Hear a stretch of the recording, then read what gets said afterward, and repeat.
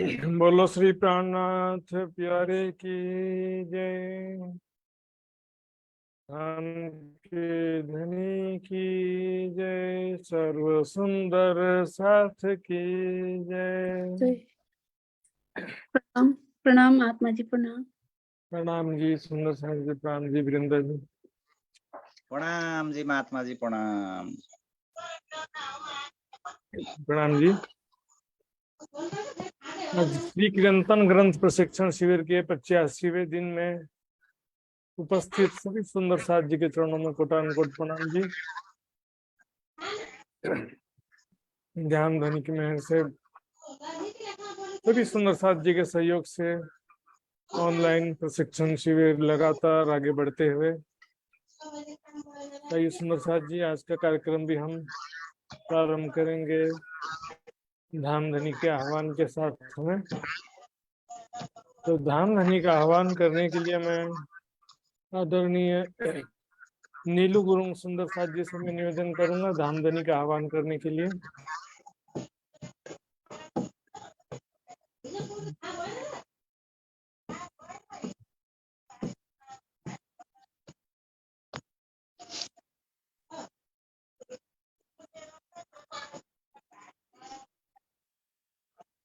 प्रणाम जी सदगुरु महाराज की जय।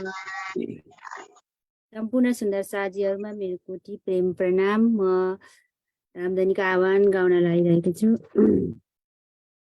आओ जीवाला मारे घेरा, आओ जीवाला, आओ जीवाला मारे घेरा, आओ जीवाला। एकलरी परदेशमा, एकलरी परदेशमा, मुने मुकिने काचल्या, आओ जीवाला। मुने हाती निदरारी, हाती निदरारी, तमे सुते मुकी कराते, जागी जोता पिउजिन पासे, जागी जोता पिउजिन पासे, पछेतो थासे परबाते, पछेतो थासे परबाते। आओ जीवाला मारे घेरा, आओ जीवाला। काला कलिने कौछु तमाने, काला कलिने कौछु तमाने, आओ जो आड़े कीड़े, आओ जो आड़े कीड़े। मारा मनना मनोरथ पुरजो, मारा मनना मनोरथ पुरजो, श्रीन्द्रावती लागे चरणे, श्रीन्द्रावती लागे चरणे। आओ जीवाला मारे घेरा, आओ जीवाला, आओ जीवाला मारे घेरा, आओ जीवाला। श्री प्राणनाथ प्यारे की जय। अखंड परम धाम की जय। प्रणाम। प्रणाम जी सुंदर साथ जी, बहुत बहुत धन्यवाद धाम धनी का आह्वान करने के लिए। सुंदर साथ जी अब हम वाणी गान श्रवण करेंगे। आदरणीय सृजना दहाल सुंदर साथ जी से मैं निवेदन करूंगा वाणी गान धाम धनी की वाणी का अमृत रस प्रदान करेंगे। बोलो श्री प्राणनाथ प्यारे की जय। प्रणाम जी। मैं एक बारी बात प्रस्तुत कर रही हूँ।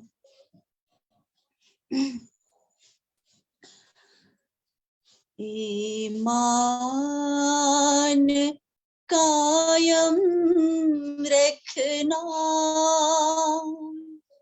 ईमान कायम रखना,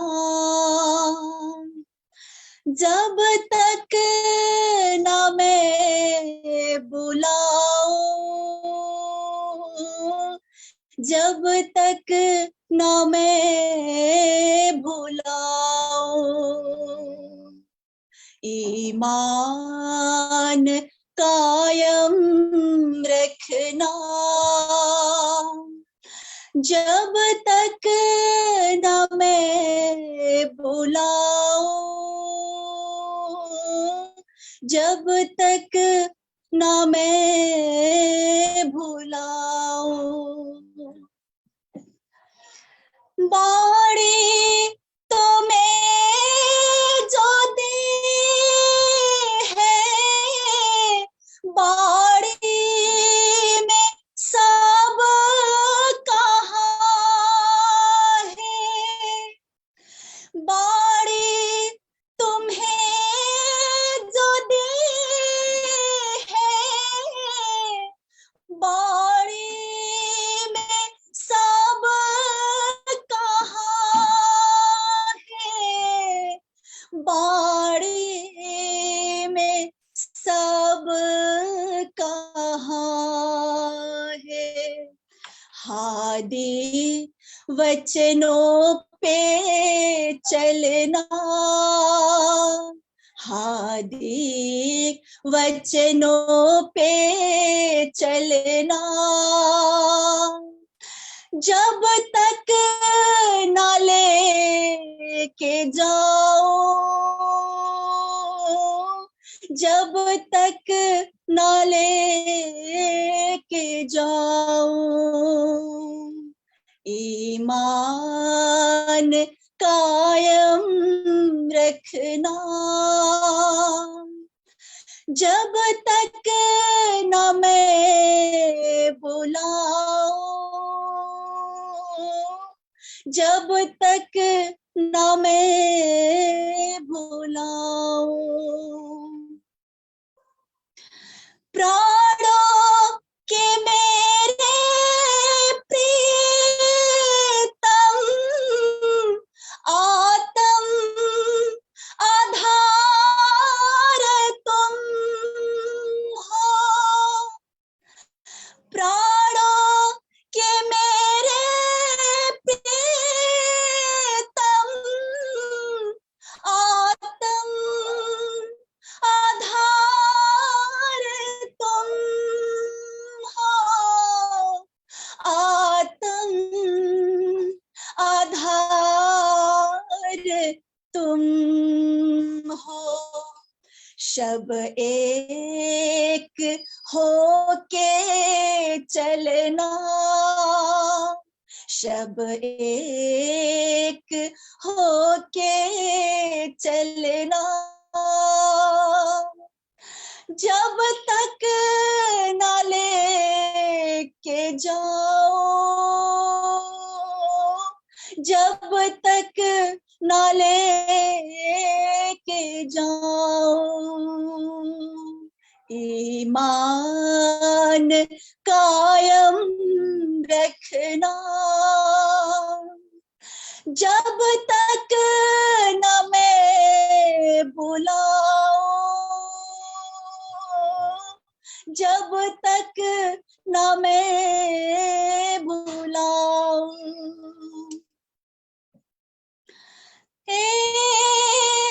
दिल ना रोए, हम तुम जुदा ना होए, दिल ना रोए,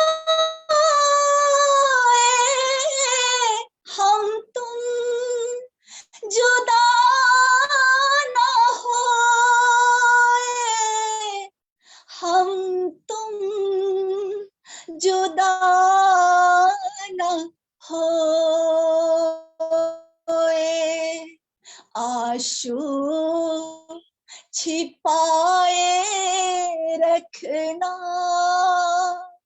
आंसू छिपाए रखना, जब तक न लेके जाओ, जब तक न लेके जाओ, ईमान कायम रखना, जब तक न मैं बुलाऊं, जब तक न मैं भुलाऊं, मैं तो छिपा हूँ तुमसे, ना दिखता नजर से, मैं तो छिपा हूँ तुमसे, ना दिखता नजर से, ना दिखता नजर से, रूह की नजर से तकना, रूह की नजर से तकना, मैं छोड़ कर ना जाऊं, मैं छोड़ कर ना जाऊं, ईमान कायम रखना, ईमान कायम रखना, जब तक न मैं बुलाऊं, जब तक न मैं भुलाऊं, जब तक न मैं भुलाऊं, जब तक न मैं भुलाऊं।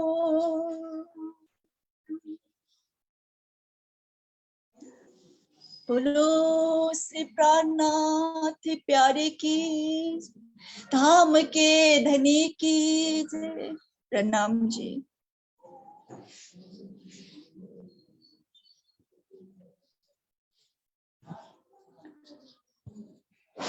प्रणाम जी सुंदर सर जी,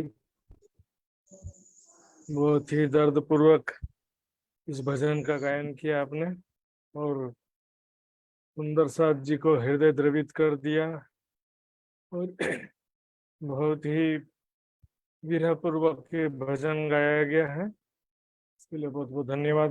ताई सुंदर साथ जी, हम आज का क्लास प्रारंभ करेंगे। सबसे पहले कल के क्विज का रिजल्ट हम देखते हैं।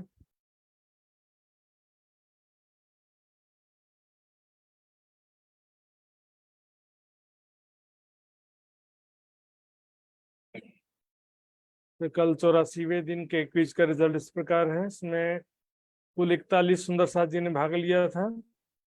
18 सुंदर साथ जी ने इसमें पूर्णांक प्राप्त किए हैं।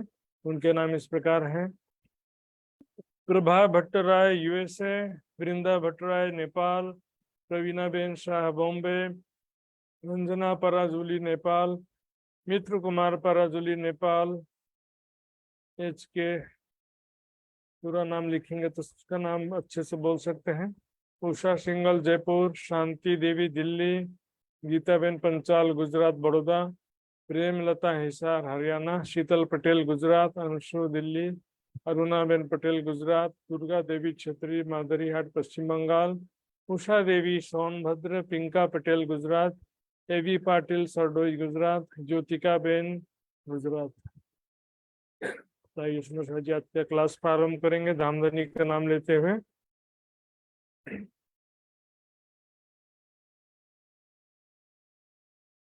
वंदो सतगुरु चरण को, करूं सप्रेम प्रणाम। शुभ हरण मंगल करण, धनी श्रीदेव चंद्र जी नाम। श्री प्राणनाथ निज मूलपति, श्री महराज सुनाम। तेज कुमारी श्यामा युगल को, पल पल करूं प्रणाम, पल पल करूं प्रणाम। सत बरत्यो त्रिगुण त्रिलोकी, असत न रही लगार। काटी करम फांसी दुनिया की, पीछे निर्मल किए सिरदार। पीछे निर्मल किए सिरदार। राई गोरी सावित्री जो कोई सती,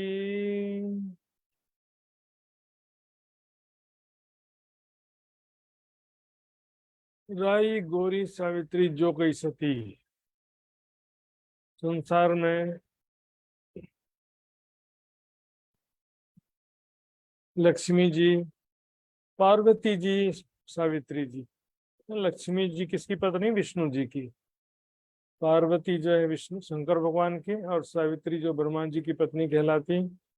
इनके अतिरिक्त और जो कोई भी सती स्त्रियां संसार में हुई हैं, सती अनसुईया और सती वृंदा, ऐसे बहुत सारे सतियों का नाम आता है।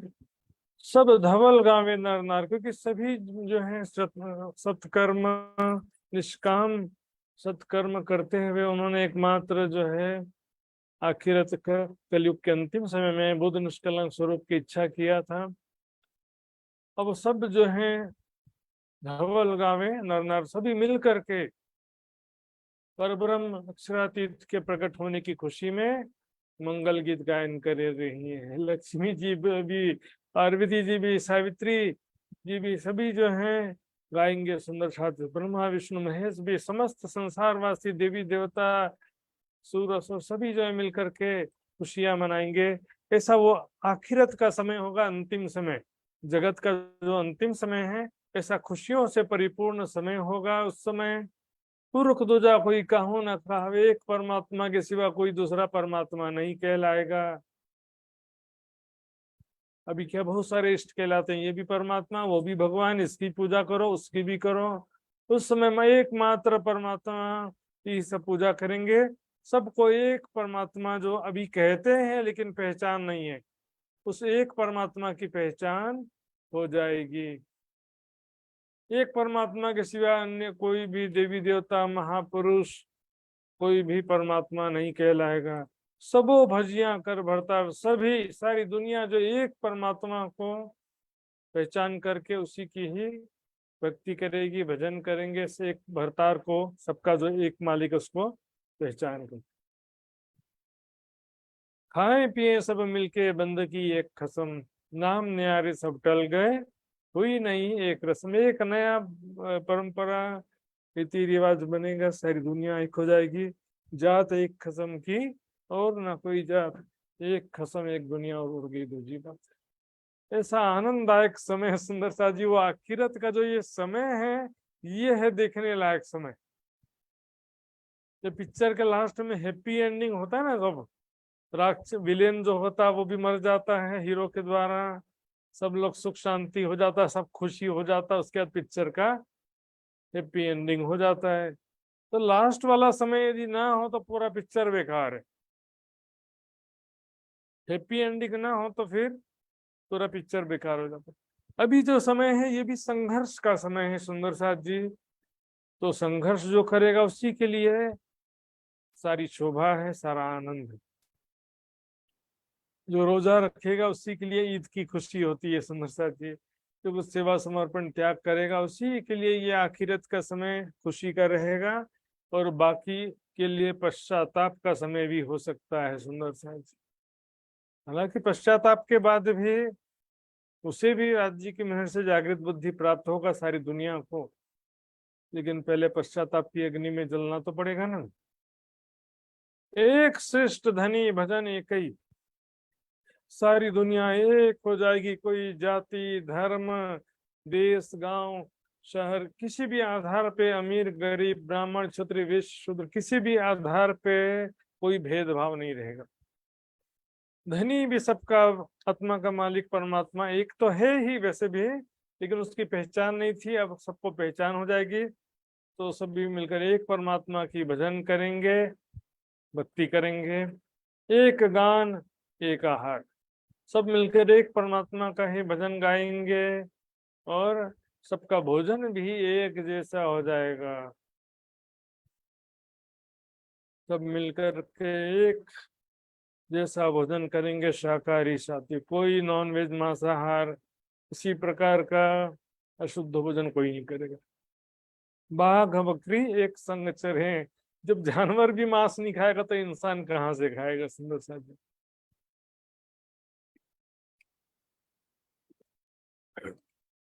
छोड़ के बेर मिले सब प्यार सुनो। यहाँ तक बाघ बकरी की जब शत्रुता समाप्त हो जाएगी जानवरों की, तो इंसान की शत्रुता कहाँ से रहेगी। सभी मनुष्य जो जाति के नाम से और देश और धर्म के नाम से एक दूसरे के प्रति नफरत और दुश्मनी पाल रखे हैं, सब दुश्मन नफरत समाप्त हो जाएगी। एक कसम एक दुनिया और उड़ गई दूजी बात। तो प्रेम से मिलेंगे। सब आत्मिक दृष्टि से जब देखेंगे तो सब आत्मा तो न हिंदू है, न मुसलमान है, न ब्राह्मण है, न शूद्र है, आत्मा तो सबकी एक है। गीता का कथन है, फिर भी हिंदुओं में ऐसा और सभी धर्मों में ऐसा चलता ऊंची नीची जाति का मामला, मुसलमानों में भी ऐसा चलता है। गीता में क्या कहा है कि जो ज्ञानी होता है ना, ज्ञानी पुरुष ब्राह्मण में चंडाल में गाय में और कुत्ते में एक समान दृष्टि रखता है, क्योंकि गाय के अंदर भी वही आत्मा, कुत्ते के अंदर भी वही चेतना है, ब्राह्मण के अंदर भी वही चेतना और चंडाल के अंदर भी वही चेतना है। तो ज्ञानी तो आत्मिक दृष्टि से सबको एक समान देखेगा ना। तो लास्ट में तो सारी दुनिया की आत्मिक दृष्टि हो जाएगी। भया सकल में जय जयकार, सब मिलकर के एक धाम धनी अक्षरातीत प्राण प्रीतम प्राणनाथ के जयकारा लगाएंगे, प्राणनाथ प्यारे की जय। सब मिलकर के एक धाम लगाएंगे। ऐसा वो बहुत ही आनंददायक समय आने वाला है। सुंदर साथ जी, उसके लिए थोड़ा प्रतीक्षा करना पड़ेगा, थोड़ा परिश्रम करना पड़ेगा, थोड़ा संघर्ष करना पड़ेगा, लेकिन वो समय आएगा जब सारी दुनिया में शांति आनंद छा जाएगा। और उस अवसर को देखने के लिए ही तो सभी महापुरुषों ने इच्छा किया था। मिलके साथ आवे दौड़ता, मिने सकुंडल सकमर सभी, ब्रह्मात्माएं जागृत होकर दौड़ते हुए एक परमात्मा धामधनी प्रीतम अक्षरातीत के चरणों में आएंगी। सब मिलकर के सारी की सारी आत्माएं कब आएंगी? मीने सकुंडल सकुमा। मीने मतलब होता है बीच में या उनमें, उनमें। सकुंडल और सकुमार नाम की दो आत्माएं जो हैं के समय में जागृत होकर के सारी आत्माएं आएंगी। सुंदर शादी इस विषय में देवचंद जी ने भी बताया था। सकुंडल और सकुमार पर थी श्री देवचंद्र जी की नजर। जब ये मिल आवे साथ में, तब लेल मीठोसी फजर। अभी तक की चौपाई याद है सुना सारे? ताकि आपको ये दो आत्माओं को विशेष रूप से श्री देवचंद जी ने महाराज ठाकुर को कहा था कि इनको विशेष रूप से खोजना। क्यों? कि इनके मूल तन धाम में हसत हैं। ये जरूर किसी बड़े राजघराने में आई हैं। ये दो जागृत हो जाएंगी तो बाकी सब जागृत हो जाएंगी, उनका ऐसा कहना था। इन दो पर विशेष ध्यान देने के लिए क्यों कहा? क्योंकि ये दोनों जब जागृत हो जाएंगी तो सारी आत्माएं भी जागृत हो जाएंगी। क्योंकि ये दोनों मूलतन हंस रहे, मतलब ये दोनों किसी बड़े राजघराने में आए हुए हैं। जो दुखी है उनको जगाना सरल है, जो सुख में है उससे जगाना थोड़ा कठिन हो जाता है। सुख, सत्ता, अहंकार, प्रतिष्ठा, धन संपत्ति, बड़ा परिवार, ये सब चीजें जागने में बाधक हो जाते हैं। सुंदर साहब देखो, औरंगजेब एक तानाशाह था, सत्ता है, बेशुमार दौलत है, मान प्रतिष्ठा सब कुछ है। उसके कारण क्या है, एक अहंकार होता, उसको छोड़ना बड़ा कठिन हो जाता। सुंदर शाह जी, मैंने सुना था डोंगरे जी महाराज जी के विषय में, भागवत कथा का, प्रसिद्ध भागवत कथा का डोंगरे जी महाराज, उन्होंने श्रीमद् भागवत की बहुत अच्छी व्याख्या की है। उसका नाम है श्रीमद् भागवत रहस्य। उनको जब निजानंद संप्रदाय का ज्ञान हुआ था, उन्होंने कहा इस जन्म में तो मैं नहीं आ सकता, लेकिन मैं परमात्मा से प्रार्थना करता हूँ कि अगला जन्म मुझे प्रणामी के घर में मिले। ऐसा उन्होंने इच्छा की है। सुनो साहब जी,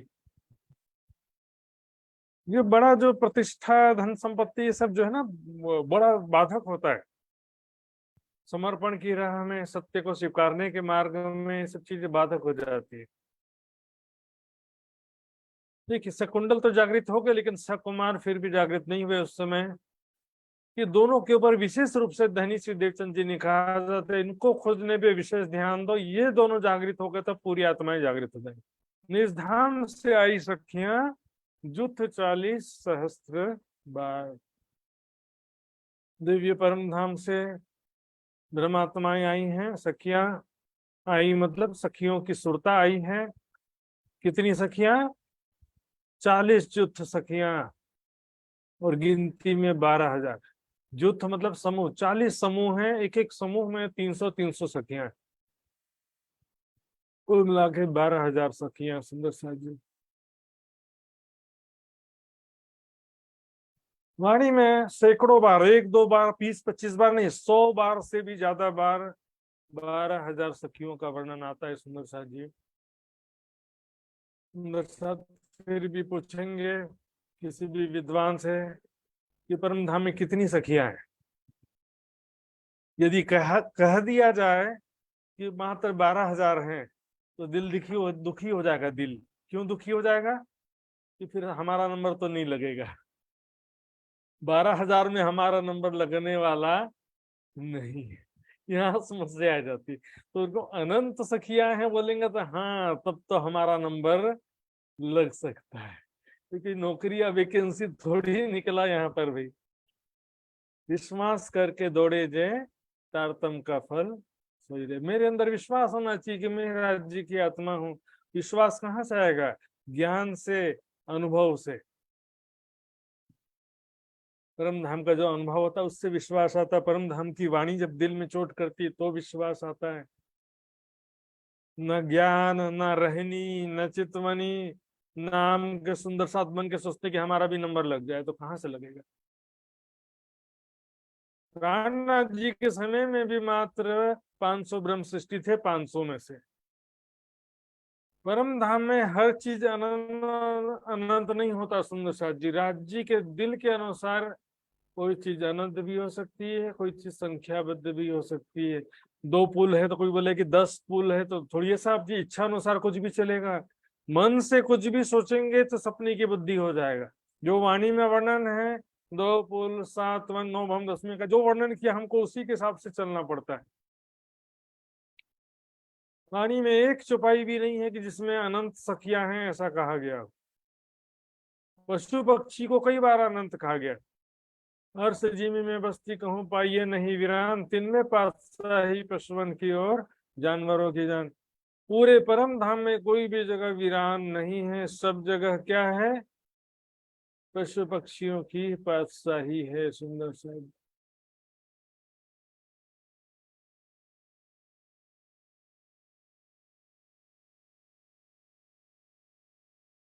सब जगह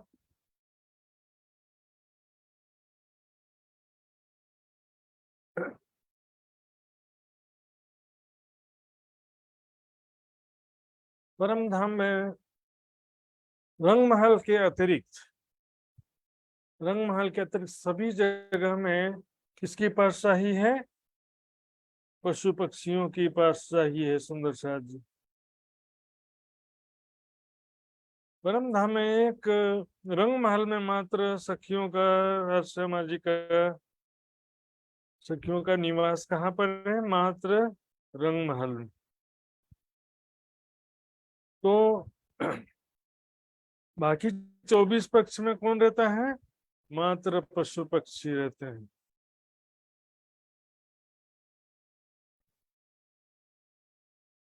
रंग महल में भी नवम 10वीं आकाशी में सारे मंदिर, सारे हवेलियों में सभी जगह सखियां ठूस ठूस के नहीं भरी हुई है। एक एक कमरा में 4-4 लोग को दे दिया है, पूरा ठूस ठूस के बैठी हो, ऐसा हालत नहीं है वहां, है ना। रंग महल के अतिरिक्त बाकी जगहों में घूमने फिरने जाते हैं, 24 पक्ष में घूम फिर के वापस रंग महल आ जाते हैं, पहली बात। फिर रंग महल में सारे मंदिर हवेलियां हमेशा भरी हुई नहीं है। सुंदर साथ जी, पहली भूम में है तो दूसरी भूम खाली है, दूसरी भूम जाएंगे तो पहली भूम खाली होगा। यदि सारे भरे हुए हैं तो फिर शिफ्टिंग कैसे होगा, पहली भूम वाली को दूसरी भूम जाना हो तो दूसरी भूम वालों को बोलना पड़ेगा कि आप लोग पहली भूम में आ जाओ। आवागमन कैसे होगा, ठूस ठूस के भरे रहेंगे। आप बताइए वाणी में क्या लिखा है कि हम सभी अभी कहाँ विराजमान है, 5वीं गोल हवेली में, मूल मिलावे में तो विराजमान है, पूरी 36 हार हवेलियों में और 9 भम के सभी 36 हार हवेलियों में थोड़ी विराजमान है।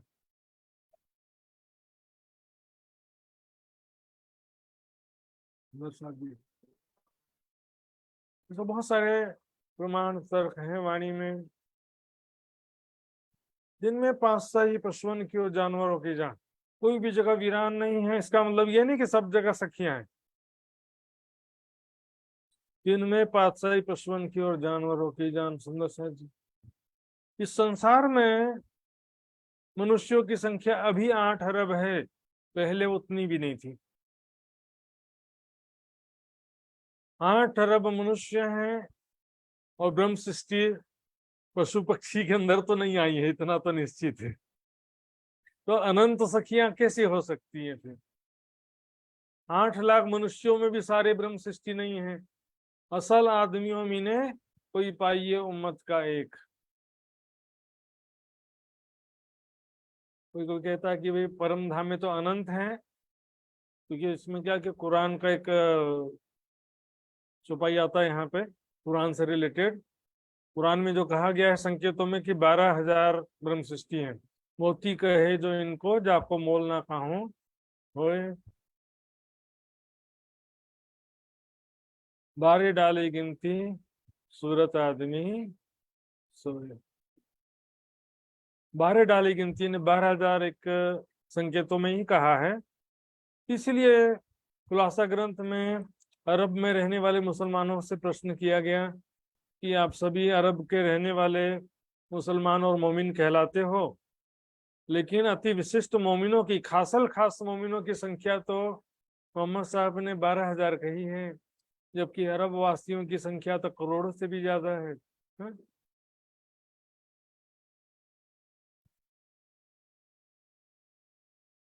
एक खासी उम्मत रूहन की गिनती 12,000। ये अरब तो अनगिनती नहीं करोड़ों, और है ना। अरब के रहने वालों को अरब कहते हैं, तो अरब के रहने वाले अरबी जो हैं उनकी गिनती तो करोड़ से भी ज्यादा है, जबकि उनकी गिनती 12,000 कही गई है। तो यही प्रश्न हमारे ऊपर भी तो लागू होता है कि नहीं होता है, यही प्रश्न हमारे ऊपर भी लागू होता है कि तुम जो है इतने सारे सुंदर साथ, लाखों सुंदर साथ कहलाते हो, तो परम धाम में तो 12,000 कहा गया है। तुम सारे सुंदर साथ कैसे हो सकते हो? नहीं है, सही बात है। शिव जी के समय में 5,000 में से मात्र 500 ब्रह्म सृष्टि थे। वितक की भी चौपाई देखिए, जो रोहे दरगाह में ने कही मोहम्मद 12,000, है ना? जो दरगाह रंग महल में 12,000 रोहे हैं, ऐसा मोहम्मद साहब ने कहा है। रोहे दरगाह में, यहाँ संसार की बात नहीं है। कई लोग क्या कहते हैं कि संसार में 12,000 हैं लेकिन परम धाम में अनंत है। ऐसा नया नया विचारधारा सुनने को मिलता है। सुंदर साथ जी, बड़ा आश्चर्य होता है कि परम धाम में अनंत आत्माएं हैं, लेकिन वहां से मात्र 12,000 की संख्या में सुरता संसार में उतारी गई है। अर्थात इस स्थिति में भी 12,000 ही, संसार में तो 12,000 ही इस सिद्धांत के अनुसार होता है, तो उसमें भी नंबर तो लगने वाला नहीं। फिर भी जो ऐसा सोचते हैं कि अनंत होंगे तभी हमारा नंबर लगेगा, तो इस सिद्धांत के हिसाब से भी उनका नंबर तो फिर भी नहीं लगने वाला। लेकिन सुंदर साथ जी ऐसा कहें कि यहाँ संसार में तो 12,000 है लेकिन परम धाम में अनंत हैं, तो सवाल उठता है कि वो सखिया 12,000 के अतिरिक्त बाकी सखियां क्या कर रही हैं? वो सब कहाँ पर बैठी है? मूल मिलावे में तो 12,000 बैठी हैं। या पूरे रंग महल में, पूरे परम धाम के हर मंदिर, महल, हवेली, हवेली, गलियों, चबूतरों, सर्वत्र क्या बैठी हैं क्या? जी परम धाम में अनंत है और इस संसार में 12,000 ऐसा कहें तो भी प्रॉब्लम ही होता है। सुंदर जी, वाणी के बाहर सोचने की जरूरत ही नहीं है। व्यर्थ में बैठे बैठे सोचते रहते हैं, ऐसा कैसे हो सकता है, वैसा क्यों है, ऐसा क्यों हो सकता है।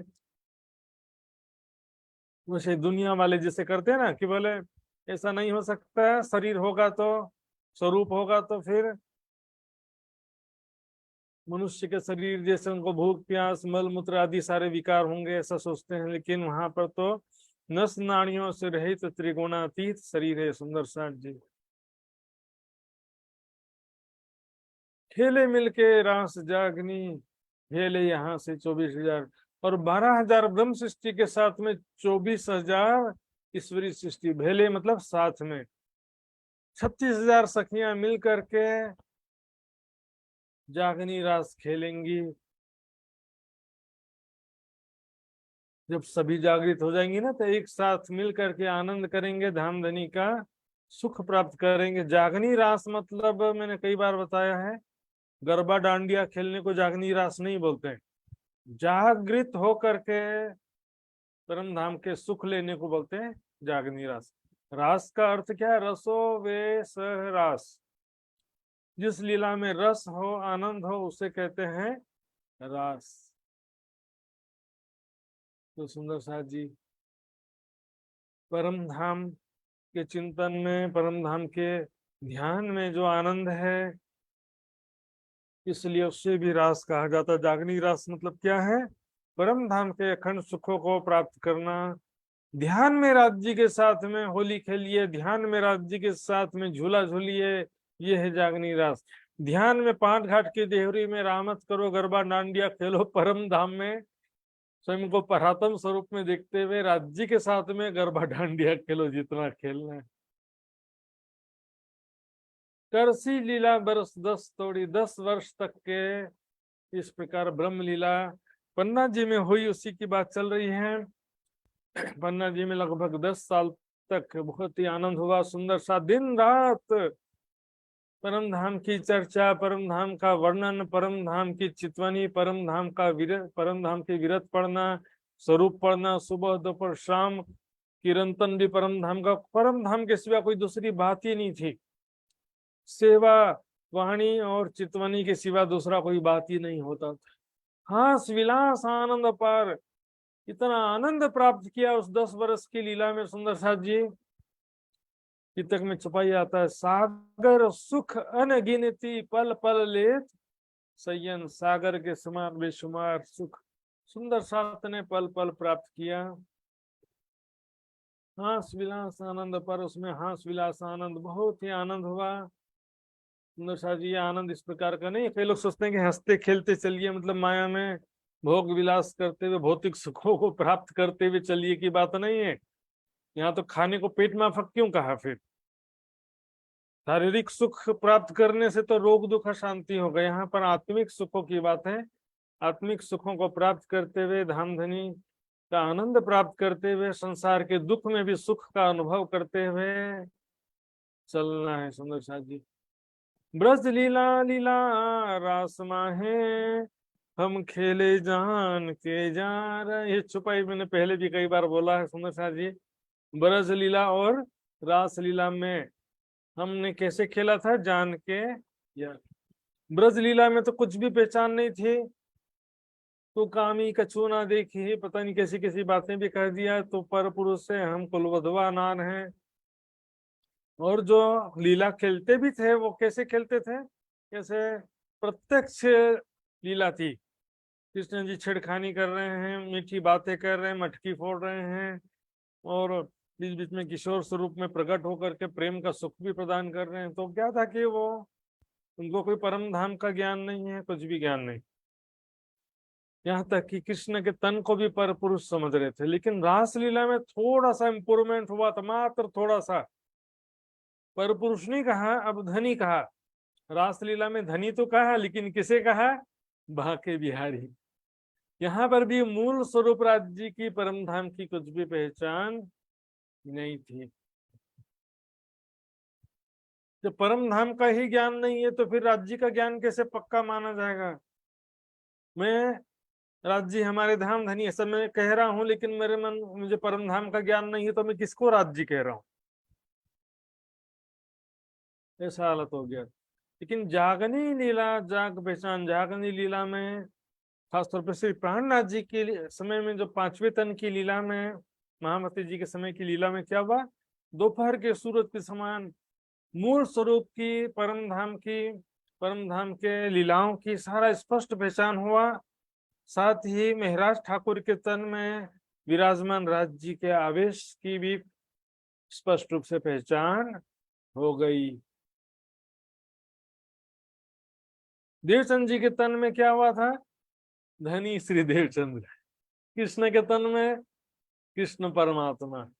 यहाँ पर महराज ठाकुर को क्यों नहीं कहा कि महराज धनी महराज जी, महराज परमात्मा, ऐसा क्यों अभी कहा कहीं पे? न महराज ठाकुर की फोटो की पूजा करते हैं, ना महराज ठाकुर का जयकारा लगाते हैं, और उधर तो तन का जयकारा लगाए जा रहे हैं, धनी श्री देवचंद। जबकि देवचंद जी के तन में भी राज्य की जो लीला हुई, उसमें भी देवचंद जी को भी प्राणनाथ कहा गया कई चौपाइयों में। कृष्ण तन में भी राज्य की लीला हुई, तो कृष्ण तन में भी प्राणनाथ शब्द प्रयोग हुआ है, ब्रज लीला में भी और रास लीला में भी। तो लेकिन यहाँ पर ज्ञान नहीं होने की वजह से या तो तन को राज्य मानने लगे, न मूल स्वरूप की पहचान हुई, न अंदर स्थित आवेश की पहचान हुई। जागनी लीला में मूल स्वरूप की भी पहचान हुई और महराज ठाकुर के तन में स्थित राज्य के आवेश की भी पहचान हुई। तो क्या कहा? अंदर आए खोले श्री प्राणनाथ, या कुरान या पुराण एक कागद दो प्रमाण, या के मगज मैंने हम पास, अंदर आए खोले श्री प्राणनाथ। तो यहाँ पर महराज ठाकुर के तन में पहचान होने से श्री प्राणनाथ जी के रूप में, श्री जी साहिब जी के रूप में सारी दुनिया में जाहिर हुए। हालांकि ये शब्द देवचंद जी के लिए भी प्रयोग हुआ था, लेकिन उस समय जाहिर नहीं हुए थे, तो देवचंद जी को कोई प्राणनाथ नहीं कहता। लेकिन महराज ठाकुर को प्राणनाथ क्यों कहते हैं? क्योंकि उनके तन से ही वास्तविक पहचान जाहिर हुई। और वास्तव में प्राणनाथ तो मूल स्वरूप अक्षराती थे ना। दो सुपन ए तीसरा दिखाया प्राणनाथ। किसने दिखाया? मूल स्वरूप राज जी ने तीनों ब्रह्मांड दिखाया है। तो जागनी लीला में क्या हुआ कि क्यों सो जान विल से करता, श्री प्राणनाथ जी महामती जी के तन में विराजमान प्राणनाथ अक्षरातीत राज जी को पहचान करके उनके साथ हमने ज्ञान और ध्यान की लीला किया। विल से किस प्रकार से विलास किया या किस प्रकार से आनंद प्राप्त किया? तो डांडिया खेल के नहीं, उनके द्वारा ज्ञान चर्चा सुनकर, परम धाम के चितवनी करके, परम धाम का वर्णन सुन करके, सेवा करके, परम धाम का वाणी गायन करके सुंदर साथ जी ने आनंद प्राप्त किया। वितक में जो अंतिम अष्ट प्रहर की लीला आती पन्ना जी की, उसमें पूरा पढ़ लीजिए सुंदर जी। वहां पर 24 घंटे वाणी चर्चा चितवनी सब यही चलता था मात्र।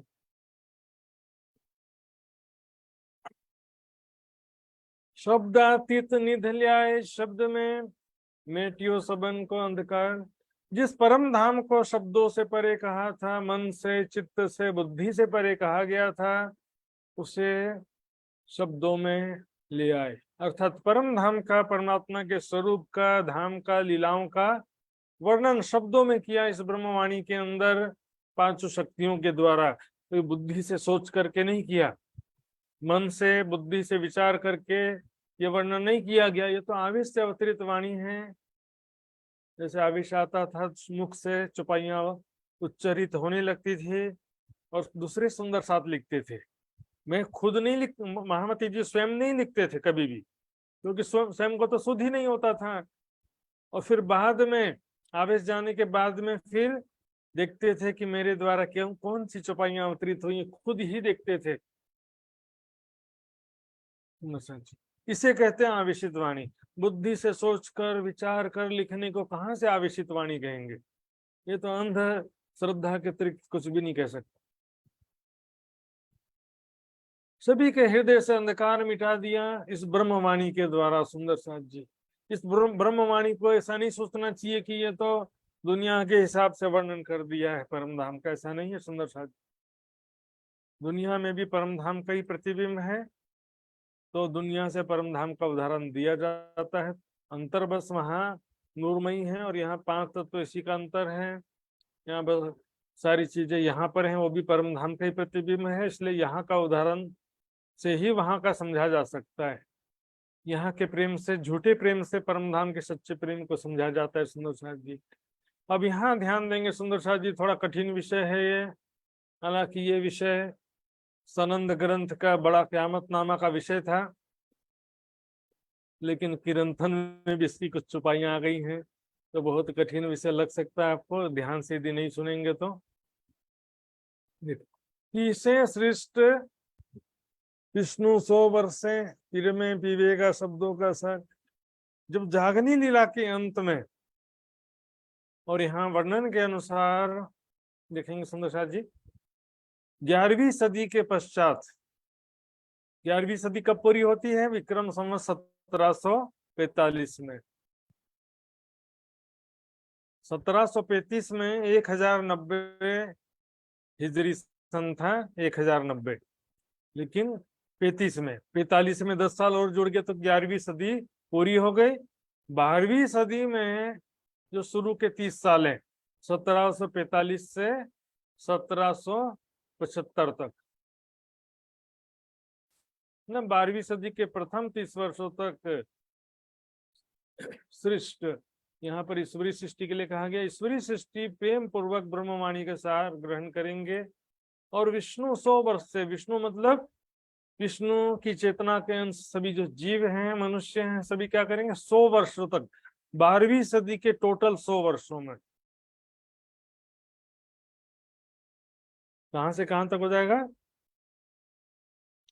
विक्रम संवत 1745 से 1845 तक, और यहाँ पर 1775 तक। तो विष्णु भगवान के अंश रूप जीव जो है वो प्रेमी पीवेगा शब्दों सर, ये जो है धाम धनी का प्रेम आनंद प्राप्त करेंगे ब्रह्मवाणी के द्वारा, ब्रह्म ज्ञान के द्वारा तारतम ब्रह्म ज्ञान प्राप्त करेंगे। लेकिन कब होगा ये यहाँ पर बस शॉर्ट में कह दिया कि विष्णु भगवान 100 वर्ष तक, अर्थात समस्त जीव जो 100 वर्षों तक, ईश्वरी सृष्टि 30 वर्षों तक। लेकिन अब यहाँ पर 100 वर्षों तक में भी 2 डिवाइडेशन होता है हम जो है, इसलिए दूसरे कई जगह से प्रमाण मैंने आप सबके लिए यहाँ पर एकत्रित किया है। देखेंगे यहाँ पर सनंद के 2 चौपाइयां देखेंगे। पहले पीछे सदी 11वीं के जब होती 30 वर्ष, 11वीं सदी के पश्चात, 11वीं सदी कब होती है? 1745, 1745 से 1775 तक 30 बरस बनी आदम पशु पंखी नूर इसके पिलाया रस। बनी आदम मतलब आदम के संतान यानी आदम के वंशज। सारी दुनिया क्या है? आदम की औलाद कहते हैं ना सभी मनुष्यों को या सभी जीवों को। आदि नारायण के संकल्प से सारी सृष्टि उत्पन्न हुई है। तो यहाँ पर जो पशु पक्षी भी सभी जो सारी दुनिया में एक्चुअल में ब्रह्म ज्ञान का प्रचार होगा 30 साल तक। 1745 से 1775 तक समस्त ब्रह्म मुनियों ने दुनिया में मिल करके ब्रह्म ज्ञान का प्रचार किया। लालदास, मुकुंदास, भीम भट्ट, भैया सीताराम, महाराज छत्रसाल जी, जिसको जहां अवसर था सबने मिलजुल करके प्रचार किया। सुंदर जी कोई एक तन प्राणनाथ नहीं कहलाया, तू प्राणनाथ की मैं प्राणनाथ, इसका झगड़ा भी नहीं हुआ उस समय। आज जो सुंदर साथ लगे रहते हैं कि इसके अंदर प्राणनाथ की उसके अंदर प्राणनाथ, तो ज्ञान समझते नहीं है सुंदर साथ जी। अच्छा लग रहा है इसलिए, अच्छा लग रहा है इससे कोई प्राणनाथ नहीं हो जाता सुंदर साथ जी। छठे दिन में 1775 तक के तारतम्य ज्ञान की प्रचार हुआ, तारतम्य ज्ञान का वर्चस्व बना रहा, इसलिए इसको ईसा के पातशाही के 40 साल भी कहते हैं। 1735 से 45 तक, 11वीं के 10, 12वीं के 30, ईसा पातशाही बरस 40। 1775 तक प्रचार प्रसार किया, समस्त जीवों के मध्य भी प्रचार प्रसार होता रहा दुनिया में 75 तक। 75 से लेकर के 1775 से लेकर के 1845 तक 12वीं सदी पूर्ण हो जाती है 1845 में। 11वीं सदी कब पूर्ण हुई थी? 1745 में। तो 100 साल और जोड़ दो 1845 में 12वीं सदी पूर्ण होगी ना। विक्रम संवत 1845 में क्या होगा? सारी दुनिया को अखंड मोक्ष ब्रह्मांड ने पाया इनाम। लेकिन कैसे हुआ? सबको लास्ट में जब जागृत बुद्धि मिलेगी तब होगा। अब इसमें क्या क्या एक लंबा प्रोसीजर इसमें शॉर्ट में कह दिया है, नीचे और भी छुपाइयां इसलिए मैंने रखा है कि लास्ट में सब सारी दुनिया को जागृत बुद्धि मिल जाएगी, किसी की भी कोई इच्छा बाकी नहीं रहेगी, सबको एक धाम धनी की जो भी इच्छा है सब पूर्ण होगी, धाम धनी का पूर्ण सुख सबको प्राप्त हो जाएगा। अब ये जो है कब होगा? दुनिया वालों को कब प्राप्त होगा? 12वीं सदी पूरा होने पर। इससे पहले क्या है? 70 साल पुरुष रात के कहे गए। हम नीचे की चौपाई में देखते हैं, यहाँ पर बड़ा क़यामत नामा की कुछ चौपाइयां हैं। दिन में जो 10 बरसों फजर सब दुनिया भाई, एक 10 साल जो बताया ना पन्ना जी के 10 साल जो पन्ना जी में लीला हुई, उसमें सब दुनिया भाई एक नजर सारी दुनिया, जिसको भी तारतम ब्रह्म ज्ञान प्राप्त हुआ, तो यहाँ पर पन्ना जी की लीला में सब वाणी अवतरित हो गई। लगभग सारी दुनिया जो है, जो भी ब्रह्म ज्ञान जिसे भी प्राप्त हुआ, सबकी दृष्टि में क्या हो गया? एक आत्मा और एक परमात्मा, एक खसम और एक दुनिया। सबकी आत्मिक दृष्टि में ये मेरा खुदा अलग, तुम्हारा परमात्मा अलग, हमारा गॉड अलग, ऐसा समझ बैठे हैं। हमारे इमाम मेहदी अलग, हमारे क्राइस्ट अलग, हमारे बुद्ध निष्कलंक स्वरूप अलग, सब अलग अलग जो समझ बैठे हैं, सबके दृष्टि में एक हो जाएगा। सोई खुदा सोई ब्रह्म की स्थिति आ जाएगी सुंदर शाह जी।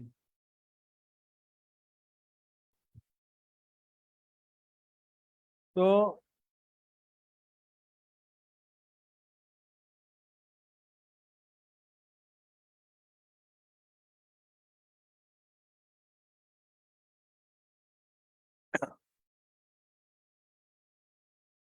उसके बाद चलते हैं 10 साल के पश्चात कितना हो गया?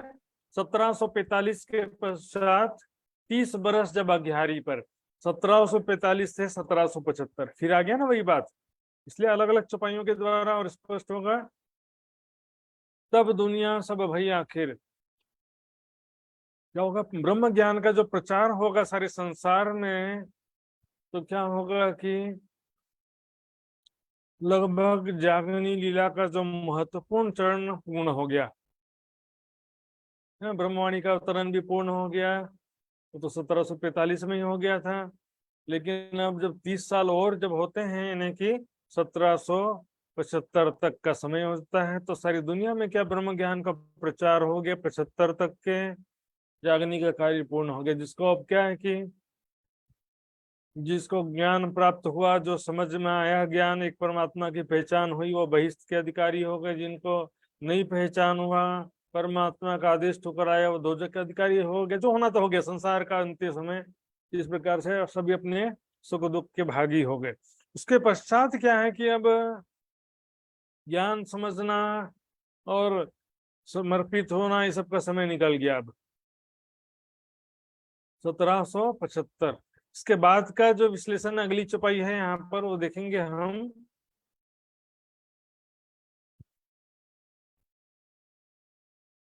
लेकिन उससे पहले यहाँ पर एक दो चीज देख लेंगे। कुरान हदीसों में एक्चुअल में जो बात कहा गया है कि पुलसरात कायम होगी, कुछ लोगों को दोजक में भेजा जाएगा, कुछ लोगों को जन्नत में भेजा जाएगा, कुछ लोगों को न्याय की लीला होगी, न्याय की लीला में दोजक और जन्नत प्रदान किया जाएगा। मोहम्मद साहब शिफायत करेंगे, है न? मोहम्मद साहब शिफायत करेंगे, लिखा है ना। ये सब अभी के समय में नहीं मानते वो। ये संसार का जब प्रलय हो जाएगा, दो सुर फूक देगा असराफिल, उसके बाद मैदाने हश्र में सब इकट्ठा किए जाएंगे ना। मैदाने हश्र बोलते हैं इसको, हश्र का मैदान, जहां पर न्यायालय, बहुत बड़ा मैदान होगा, सारी दुनिया एकत्रित की जाएगी। तो उसको ये दुनिया की उम्र में नहीं जोड़ते हैं एक्चुअल में। तो भी जो है सुंदर शाह जी देखेंगे, वो जो लीला है, जो अंतिम समय की लीला है, वो छठे दिन की ही अंतिम लीला है। छठे दिन की ही अंतिम समय की लीला है, वो 7वां दिन नहीं है वो। हाँ, योग माया में होगा जरूर, लेकिन वो छठे दिन की ही अंतिम लीला कहलाएगी। उसमें बीच में कोई ब्रेक नहीं होगा। जैसे ब्रज लीला और रास लीला के बीच में कोई ब्रेक नहीं था, उसी प्रकार वो भी होगा। इसके सुने दो प्रमाण देखेंगे इस विषय में। जब मिला मिलावा मोमिनो रुजू हुई सब जहान, दिन छठा जुम्मे का हुई पहचान इमाम। तो सारी दुनिया जब एकत्र हुई, रुजू हुई सब जहान, न्याय के लीला के लिए खुदा के सामने मैदान हश्र में जब सारी दुनिया एकत्रित होगी, वो कौन सा दिन होगा? छठा दिन होगा, 7वां दिन नहीं होगा। 7वां दिन देखिए बड़ी वृत्त में किसे कहा गया? छठा दिन जुम्मे का होवे मोमिन जमा, जब सारे मोमिन एकत्रित होंगे, छठा दिन है। तो छठे दिन के लास्ट में तो सब एकत्रित होंगे ना, पहले से थोड़ी एकत्रित हो जाएंगे। 7वें दिन अरस में उठ खड़े हो तब। 7वां दिन परम धाम में जागृत होने को कहा गया सुंदर साहब।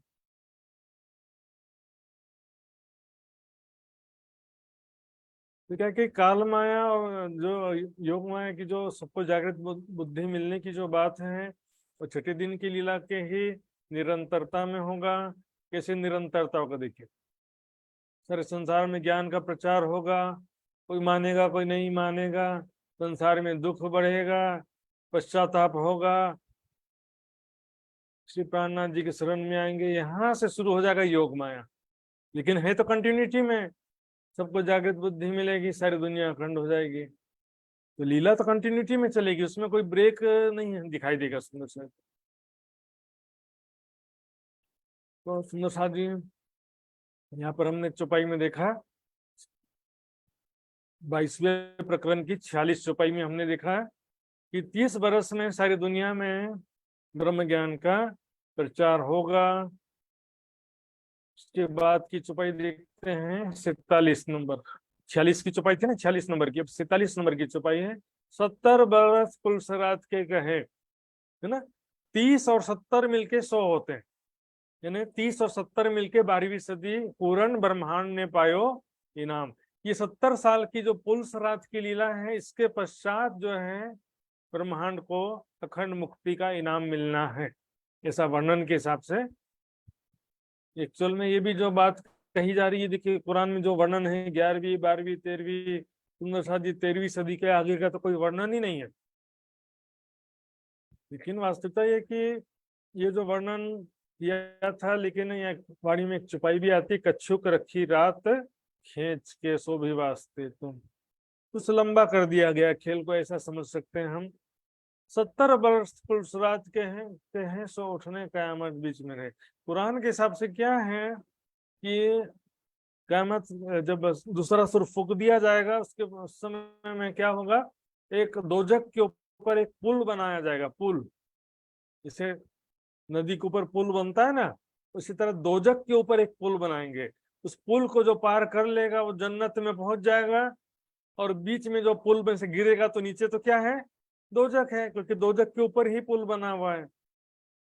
उसको जो है पैदल चल के कोई पार नहीं कर सकता, क्योंकि तलवार के धार से भी तेज है, बाल से भी बारीक रास्ता है, फिसलने वाली जगह है, उसमें बहुत सारे जीव जंतु हैं जो पकड़ करके, टांग पकड़ के नीचे खींच के गिरा देते हैं।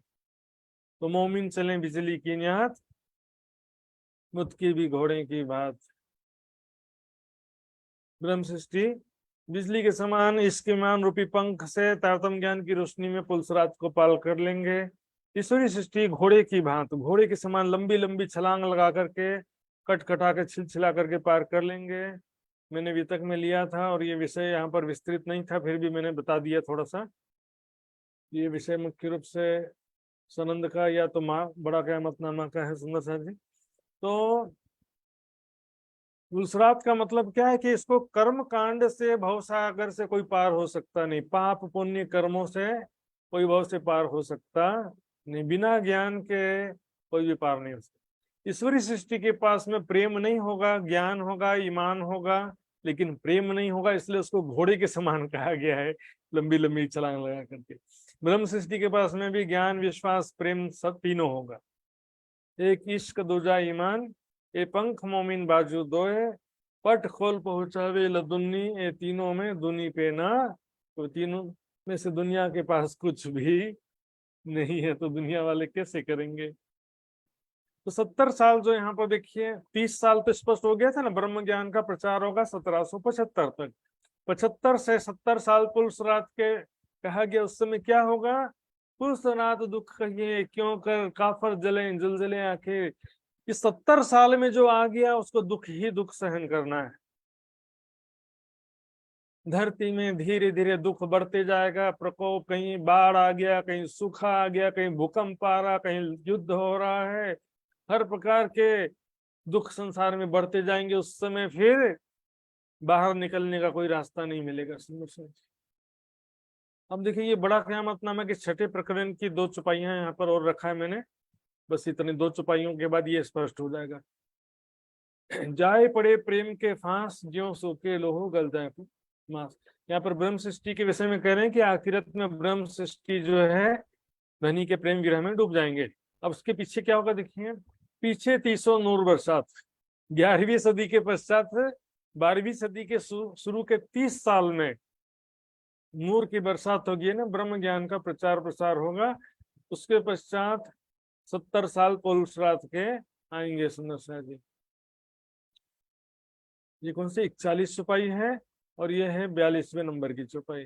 तो 70 वर्ष लो आग जलाए, 70 साल पुलसरात के जो कहे गए हैं। देखिए, पुलसरात दुख कहियो क्यों कर, काफर जलें जुलजुले आखिर। यहाँ पर भौतिक दुखों की बात है सुंदर साथ जी। संसार में इतने दुख बढ़ेंगे और दुख के बढ़े बिना पश्चाताप भी नहीं होता सुंदर साथ जी।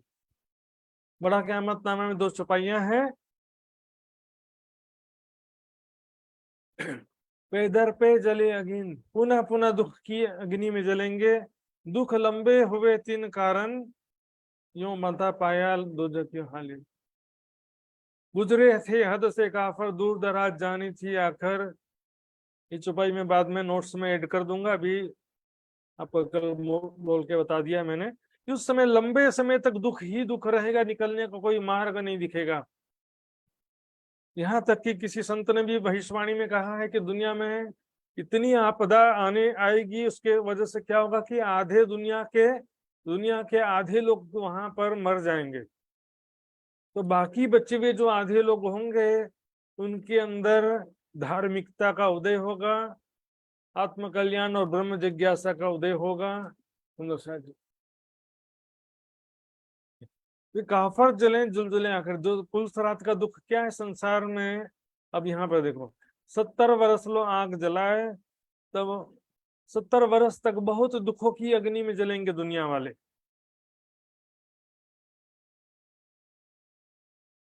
70 साल तक बेशुमार दुखों की अग्नि में जलेंगे। और क्या आगे, तब फरिश्ते दिए चलाए। ध्यान से चौपाई देखिए, चलाए शब्द है। यहाँ पर ईश्वरी सृष्टि को चला दिया नहीं कह सकते। ईश्वरी सृष्टि वैसे भी तो 12वीं सदी के शुरुआत के 30 साल उनके लिए कहा गया है। तो फिर 12वीं सदी के पश्चात जो है, 70 वर्ष के पश्चात जो है फरिश्ते दिए चलाए नहीं। आगे यहाँ पर क्या है, जो जबराइल, जो उसकी शक्ति, और असराफिल, जो अलंकारिक रूप से जबराइल असराफिल कहा गया, जो उसकी शक्ति और जागृत बुद्धि जो है वो क्रियान्वित कर दी जाएगी। उससे क्या होगा कि जब अजाजिल विरहा अगजल, अजाजिल यानी विष्णु भगवान, दुनिया के जीव जो है विरह की अग्नि में, पश्चाताप की अग्नि में जलेंगे, उसके पश्चात उन्हें जागृत बुद्धि प्राप्त होगी, धनी के जोश की शक्ति प्राप्त होगी, तारतम्य ज्ञान प्राप्त होगा। आंशिक रूप से जितना आवश्यकता है उतना उनको जोश से और जागृत बुद्धि की शक्ति प्राप्त होगी। और पहले जो है विरहा, धनी के विरह निर्मल किए, पीछे अखंड सुख सबन को दिए। यहाँ पर हम देखेंगे सुंदर साथ जी, एक्चुअल में इसका प्रोसेस क्या है। मैंने बताया ना, संसार में दुख बढ़ता जाएगा पहले से, उसके बाद जब बहुत ज्यादा दुख हो जाएगा तो दुनिया जलती पैगंबरों पे गई, पर ठंडक दारू काहू थे ना भाई। दुनिया वाले अपने अपने इष्ट और पैगंबरों के पास में जाएंगे कि हमारा दुख दूर कर दो। सभी पैगंबर कह देंगे कि हम आपका दुख दूर नहीं कर सकते। एकमात्र दुनिया जलती मोहम्मद पे आई, दो जगह आकर रसूलेश्वर, मोहम्मद हकी सूरत या बुद्ध निष्कलंक स्वरूप प्राणनाथ जी के चरणों में अंततः दुनिया आएगी, और प्राणनाथ जी उनको जागृत बुद्धि प्रदान करके, तारतम्य ज्ञान प्रदान करके उनका दुख दूर करेंगे। पिया के विरह सो निर्मल किए, पीछे अखंड सुख सबन को दिए।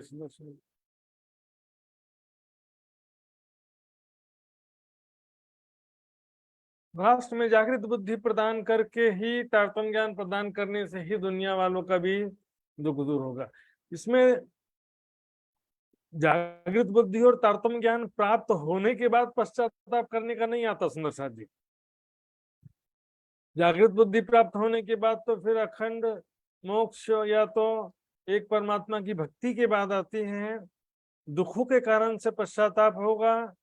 बिना दुख, कई लोग सोचते हैं कि बस वो तो पश्चाताप कर लेंगे काम हो जाएगा। इतना आसान भी नहीं है सुंदर साथ जी कि मात्र पश्चाताप किए और काम हो गया। पश्चाताप तो तब होता है जब जीवन में दुख आता है। संसार में दुख तो बढ़ेगा सुंदर साथ जी।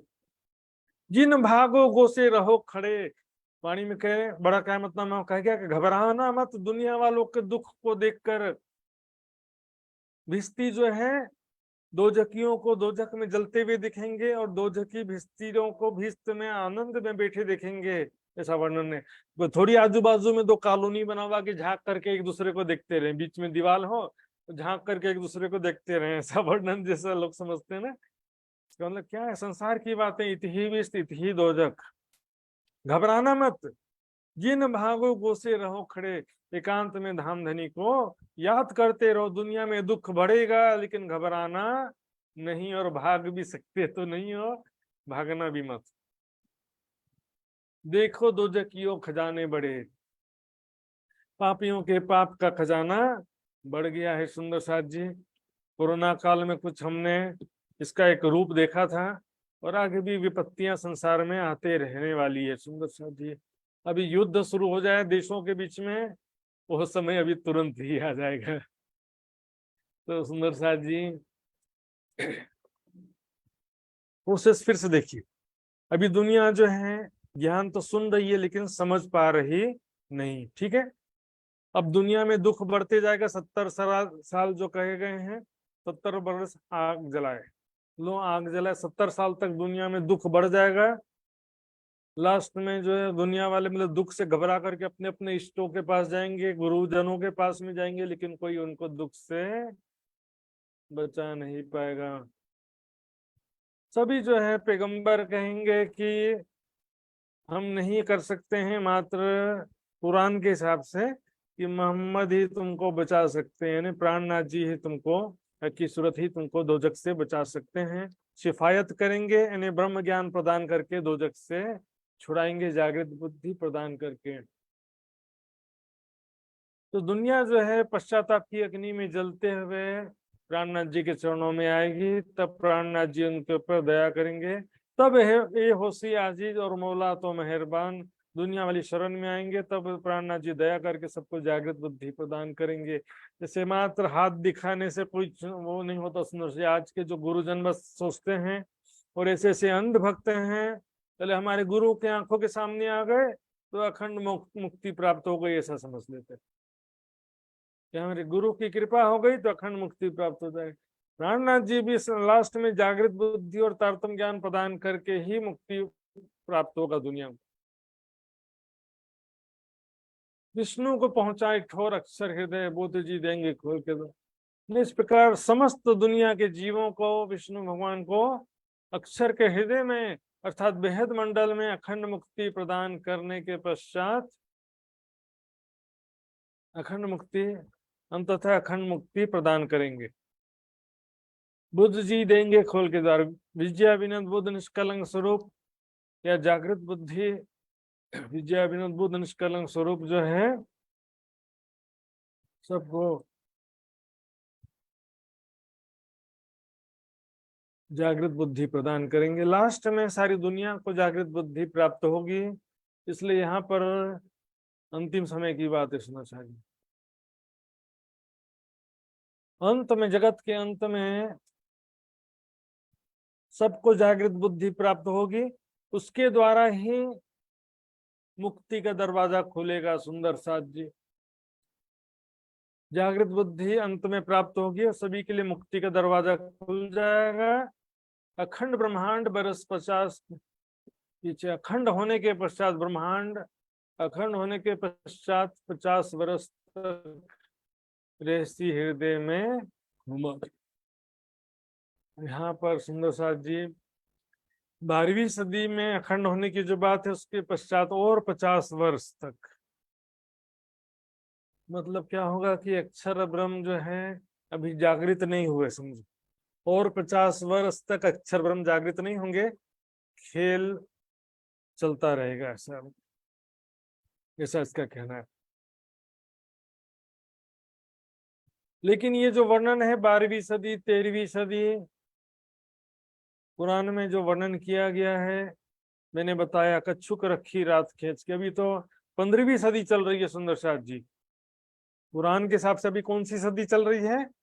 15वीं सदी चल रही है। न 14वीं सदी का कहीं वर्णन है, ना 15वीं सदी का कहीं वर्णन है।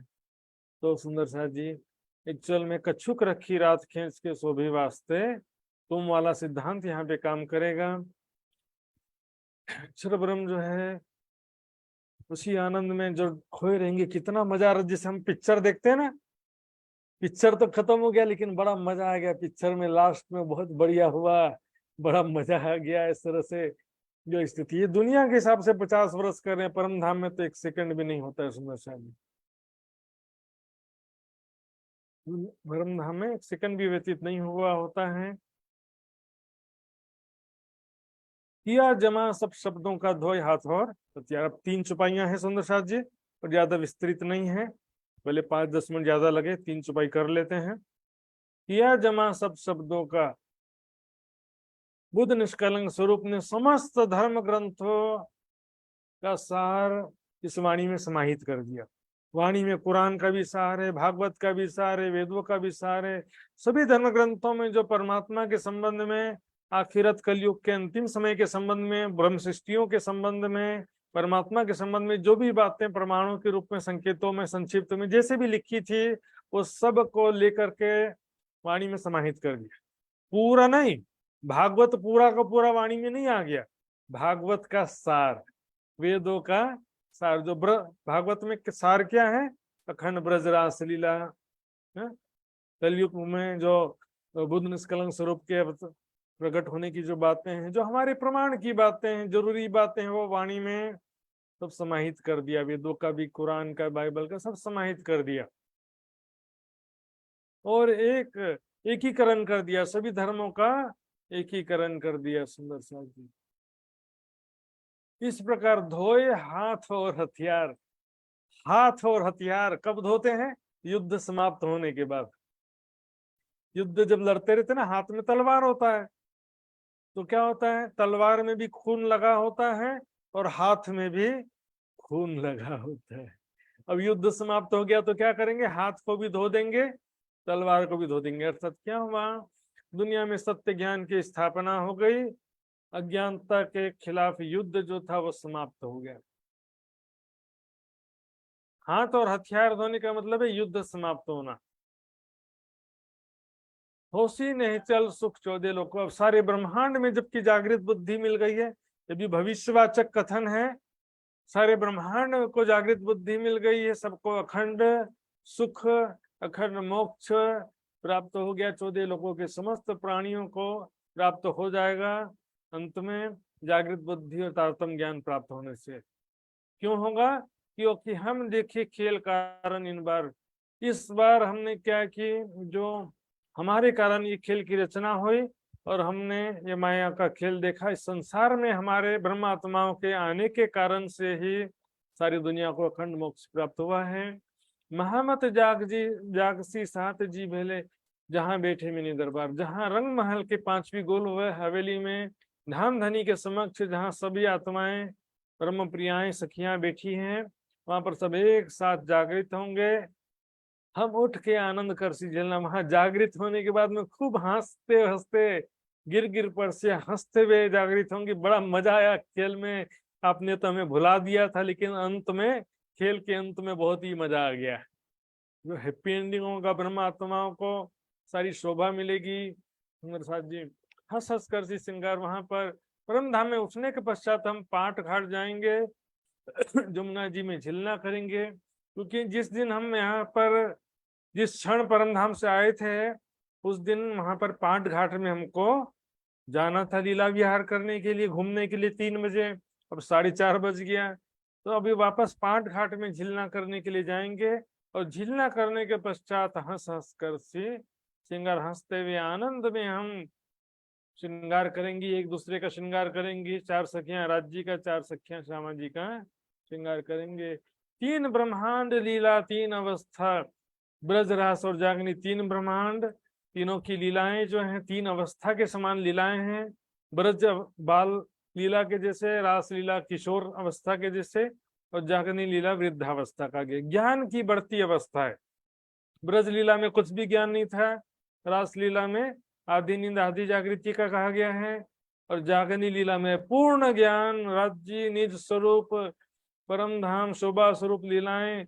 यहाँ पर जो है ब्रजराज जागनी प्राणनाथ जी की लीला, सबके विषय में पूर्ण ज्ञान हो गया है। सुंदर साथ जी खिन में देखे खेले संग आधार, एक क्षण में हमने परम धाम में एक क्षण भी व्यतीत नहीं हुआ, सारा देख लिया। ब्रज रास जागनी सारी तीनों ब्रह्मांड देख लिया हमने, और तीनों ब्रह्मांडों में हम धाम धनी के साथ में खेले।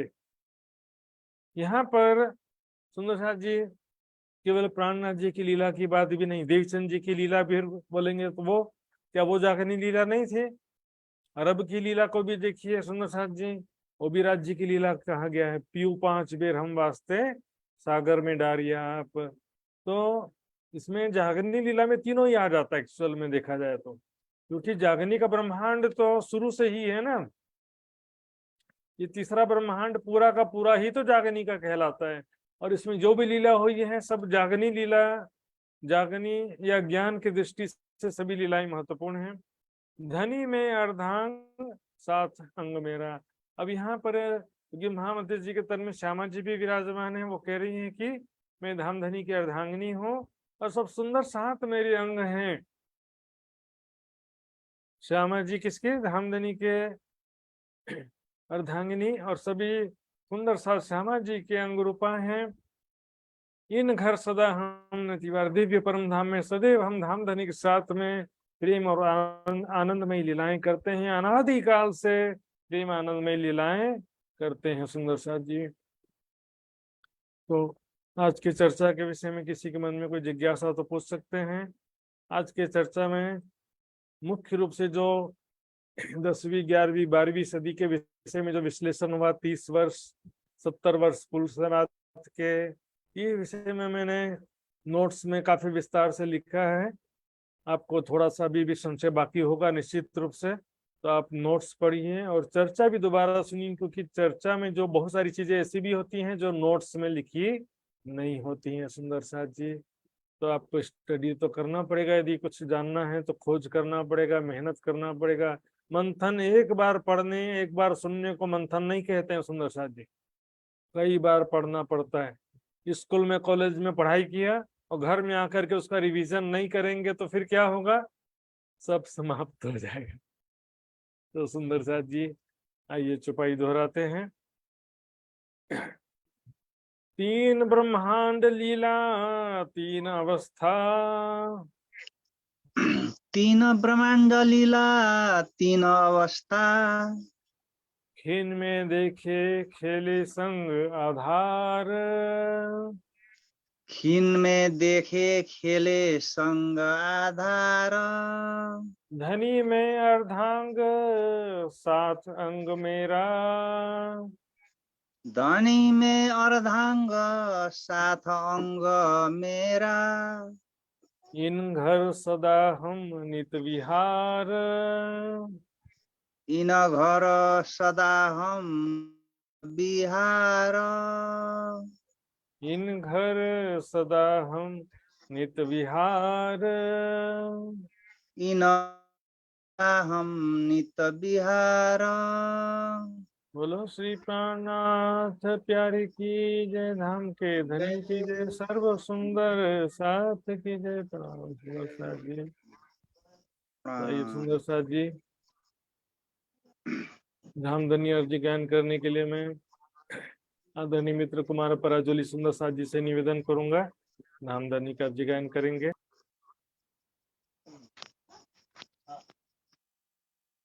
बोलिए श्री प्राणनाथ प्यारे की जय, सदगुरु महाराज की जय।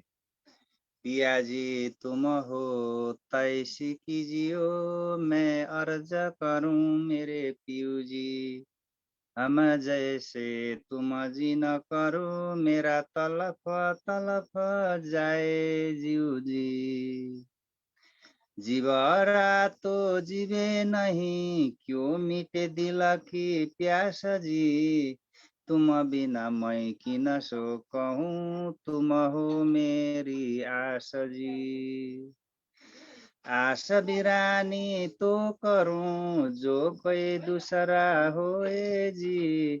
सब विदा पिया जी समरथ, दिन रही न जाता रोए रोए जी।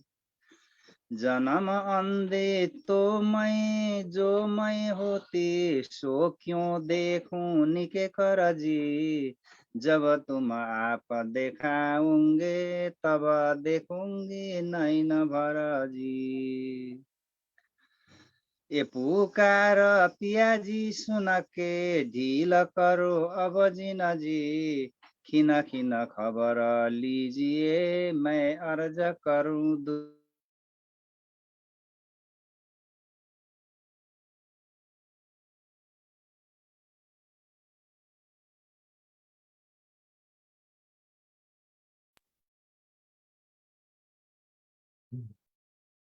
उनके मित्र जी का नेट प्रॉब्लम कुछ हो गया सुंदर साथ जी। कंठ लगाइए सजी बारणे जाए श्री इंद्रावती, पियाजी राखो कदम पास जी। तुम दुल्हा मैं दुल्हीन, और न जानो बात जी। इसका सो सेवा करूं सब अंगो साख्यात जी। सदा सुखदाता धाम धनी मैं का कहूँ कि न सो बात जी श्री महामती जुगल स्वरूप पर अंगना बलि बलि जात जी श्री महामती युगल स्वरूप पर अंगना बलि बलि जात जी पिया जी तुम हो तैसी कीजियो मैं अर्ज करूं मेरे पियू जी। बोलिए श्री प्राणनाथ प्यारे की जय, सतगुरु महाराज की जय, आज की आनंद की जय, संपूर्ण सुंदर साथ की जय। प्रणाम।